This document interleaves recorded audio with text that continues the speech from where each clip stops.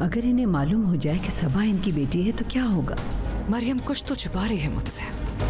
नाजिम ने बैरिन को मैसेज किया है। बाबा को बताए बगैर नाजिम से छुटकारा पाना होगा मुझे। इन्होंने तो मुझे नजरअंदाज कर दिया, शायद हसन साहब साथ थे इसीलिए। मुझे हर हाल में नसरीन से दूर रहना होगा।